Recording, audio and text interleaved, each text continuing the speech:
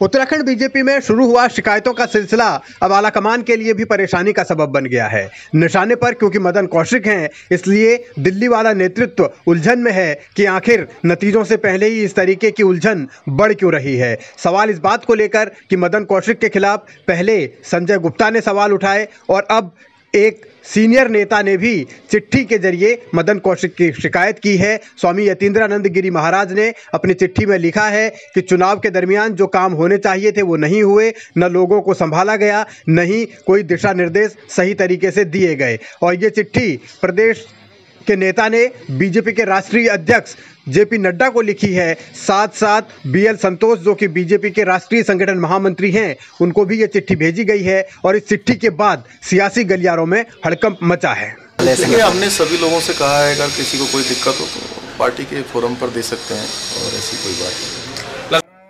मदन कौशिक के खिलाफ लगातार हो रही शिकायतों को बीजेपी की अंदरूनी राजनीति का भी हिस्सा माना जा रहा है। हालांकि सबके पीछे कौन है इससे अभी पर्दा नहीं उठा, लेकिन आलाकमान ने पूर्व सांसद पूर्व मुख्यमंत्री रमेश पोखरियाल निशंक को आनन फानन में दिल्ली बुलाकर एक और हलचल पैदा कर दी है। निशंक आखिर दिल्ली क्यों तलब किए गए, आखिर अचानक उन्हें दिल्ली क्यों जाना पड़ा, इस बात को लेकर अब उत्तराखंड की राजनीति में एक बार फिर चर्चा गर्म है। निशंक आखिर इस भूमिका में हैं कि क्या वो आगे कर पाएंगे, इसको लेकर भी चर्चा है।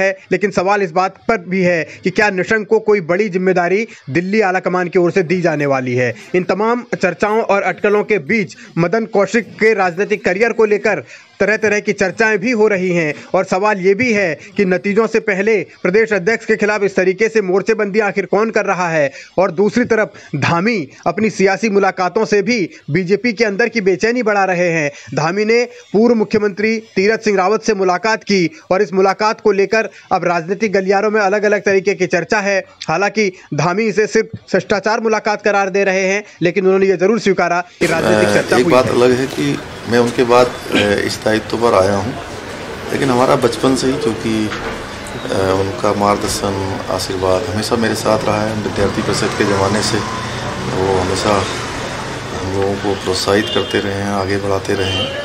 आज भी चूँकि चुनाव के बाद बहुत दिन हो गए थे, बीच में चुनाव के बाद उनके भी कार्यक्रम लगे हुए थे, कई जगह थे। कल जैसी सूचना मिली कि आ गए हैं, तो आज बस वैसे शिष्टाचार, बस उनका आशीर्वाद सारी चर्चाएं भी रही हैं।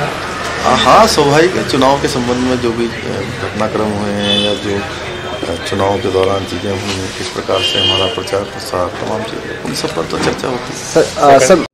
धामी और तीरथ की मुलाकात ऐसे वक्त में हुई है जबकि भीतरघात के आरोप बीजेपी के भीतर बार बार लग रहे हैं। सवाल इस बात को लेकर है कि इस राजनीति का मास्टरमाइंड कौन है, लेकिन यहाँ तीरथ रावत ने एक अलग ही भविष्यवाणी की है जिससे शायद कई बीजेपी नेताओं के दिल भी टूटे होंगे। और बातचीत हुई है, आने वाली तैयारी 10 तारीख को रिजल्ट आएगा, परिणाम आएगा, भारतीय जनता पार्टी के पक्ष में आएगा और अपने अन्य मुख्यमंत्री पुष्कर धामी जी के जो पूरे प्रदेश ने एक परचम लहराया है और निश्चित है हम 2/3 से भी अधिक बहुमत लेकर के आने वाले हैं। उस दृष्टि से भी मुझे लगता है कि आने वाला समय और ये केवल 5 साल नहीं, आगे लंबी पारी 15 साल तक ऐसे मुख्यमंत्री पुष्कर धामी जी खेलेंगे। और उनके नतीजों से पहले बीजेपी में मची उठापटक कई तरीके के संकेत दे रही है। सवाल ये है कि क्या ये भविष्य में आने वाले खतरे को टालने की एक कोशिश है या फिर पार्टी अपने तरीके से सब कुछ अभी से साध लेना चाहती है। और मदन कौशिक को निशाने पर लेने का क्या मतलब है, इसके पीछे कौन है, फिलहाल इसी को लेकर अब राजनीतिक पंडित भी चर्चाएं करने लगे हैं।